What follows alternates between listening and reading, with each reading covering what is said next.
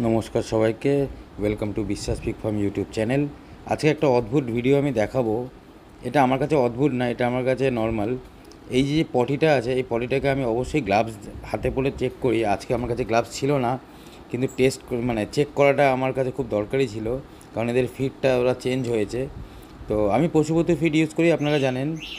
এই যে আমি এইটা টেস্ট করছি, এইটা হচ্ছে যে ওদের হজমটা কেমন হচ্ছে, কোনো রকম দানা বেরোচ্ছে নাকি এর সাথে, সেটা দেখানোর জন্য। এটা অবশ্যই আমার গ্লাভস পরে করা উচিত ছিল, আমার কাছে গ্লাভস ছিল না। আর এটা আমি প্রত্যেক সপ্তাহে করি, প্রত্যেক মাসে করি।